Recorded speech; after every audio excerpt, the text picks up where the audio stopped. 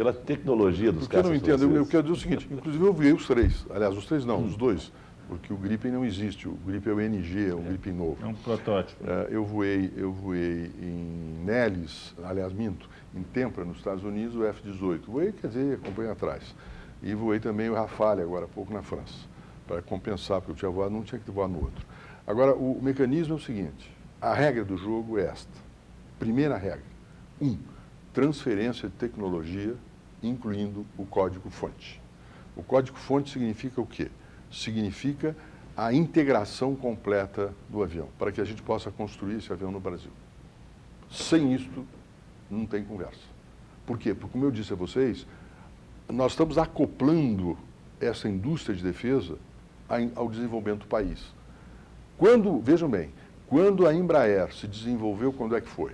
Quando foi feito o acordo com os italianos para a construção do A1, que é o MX, lembra-se do MX, daquele subsônico que hoje está em Santa Maria da Boca do Monte, lá na minha terra, onde está a base dos A1. Pois bem, a Embraer explodiu ali. Por quê? Porque aí ela aprendeu a fazer o avião. Então, com isto, nós vamos, por enquanto, está na fase de análise feita pelos técnicos da Força Aérea, que estão examinando as propostas feitas. Tinham uma série de propostas primitivas, o F-16, o Sukhoi russo, o Rafale francês, o Gripen sueco e o F-18. O F-18 é Boeing, o F-16 é Lockheed. Bom, a Força Aérea fez a primeira análise. Na primeira análise, afastou todos aqueles outros e manteve o F-18, o Rafale francês e o Gripen NG, que é um projeto novo, esse avião ainda não foi feito. Bom, a questão é, eles estão examinando isto para depois trazer a demonstração, trazer ao presidente da República as análises técnicas feitas em cada um deles para o presidente tomar a decisão. Agora, uma coisa é fundamental para a decisão. Uma coisa fundamental é a transferência de tecnologia. Daí porque, com a mudança do governo dos Estados Unidos, você sabe que os Estados Unidos têm precedentes de não transferência de tecnologia. Eu fui aos Estados Unidos no governo Bush e depois fui aos Estados Unidos também no governo Obama. E conversei pela segunda vez com o secretário de Defesa, Bob Gate, e também conversei lá, e depois conversei aqui no Brasil, quando ele veio, com o advisor de segurança pública, que é o general James Jones. Bem, eu disse a eles o seguinte, nós só negociamos se houver transferência de tecnologia. Aí eu tirei da minha pasta, para o secretário Gates, 10 precedentes de embargos feitos pelos americanos de transferência de tecnologia já acordada. Caso, por exemplo, dos Super Tucanos. No caso do Super Tucano, que o Brasil ia vender para a Venezuela. Que era vender para a Venezuela, isso era uma coisa. Mas nesse caso dos Super Tucanos era um problema do GPS, em que eles estavam mandando para cá um GPS degradado. Ou seja, um GPS que precisa, um avião que precisa uma definição de 1 metro ou de 50 centímetros, eles mandaram um GPS lá com uma definição de 100 metros, assim, que não vai acertar coisa nenhuma, não chega em lugar nenhum. Então eu disse a eles isto. Agora mudou o quadro, eles vieram cá dizendo que vão transferir toda a tecnologia, a Força Aérea está examinando as propostas, essas 3 propostas, e isso depois vai ser submetido ao presidente. Mas isso não vai acontecer até 7 de setembro.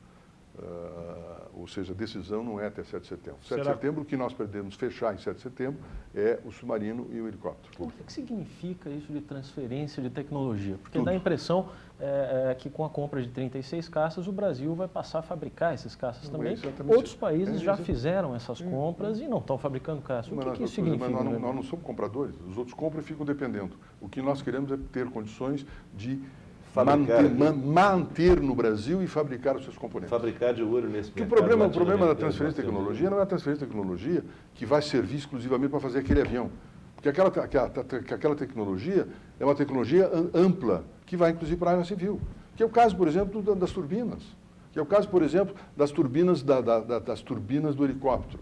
O helicóptero tem turbinas, quem vai fazer essas turbinas é a Turbomeca do Rio de Janeiro, que foi a empresa escolhida. Então, qual é o seguinte, a empresa que for escolhida do FX vai ter que discutir com empresas brasileiras Nós temos extraordinárias empresas que não são conhecidas.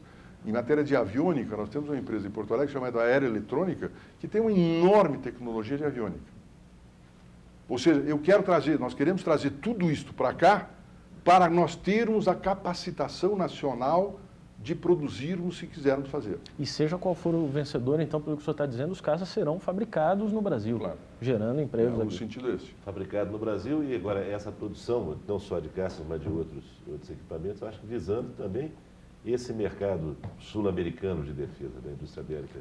Também poderá haver, evidentemente que haverá, porque na hipótese do helicóptero, o acordo prevê o seguinte, de que produzindo helicóptero no Brasil, a empresa francesa Eurocopter não poderá vender helicópteros para a América do Sul. Perfeito. Só a partir do Brasil. Agora, ministro, o senhor falou em monitoramento, mobilidade, presença. As três coisas exigem uma coisa que o senhor não mencionou ainda. Gente bem treinada, gente bem paga e gente capacitada. Como é que está essa discussão? Bom, hoje nós temos um efetivo completo das forças de 316 mil homens. 316 mil. Já foi, é muito menor do que já foi? Não, ele cresceu um pouco, não é menor. O problema não é praticamente o número de homens, o que nós precisamos ter Desculpa interromper, mas 316 é o efetivo. Isso aí não conta, não tem os recrutas? Tudo. Não, os recrutas não é tudo incluído. Porque o recruta é temporário, né? Desse pessoal, quantos são... Todos os anos eles vão ter... são de fato, oficiais, profissionais, oficiais. Quantos são profissionais? Os que nós temos 316, nós temos normalmente uma incorporação de 60 mil recrutas por ano no serviço militar obrigatório. 60, se nós queremos aumentar isso para 100 mil.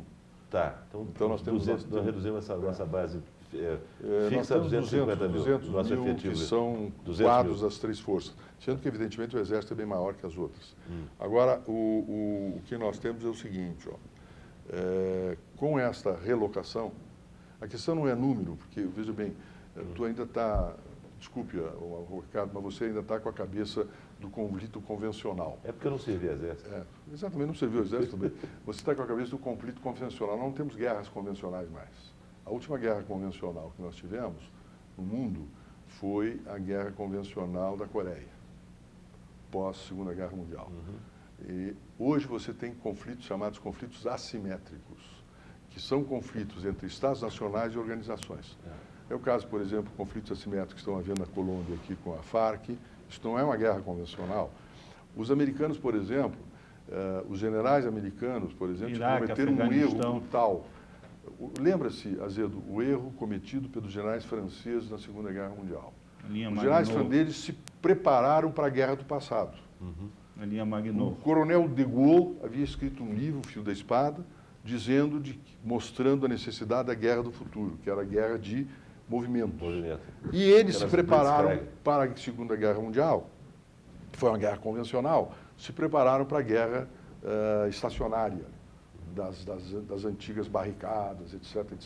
Eram as trincheiras. Aí fizeram as trincheiras. Os alemães eram constantes. O Rundstedt passou por cima, entrou pela Bélgica e arrebentou aqui em 2 dias.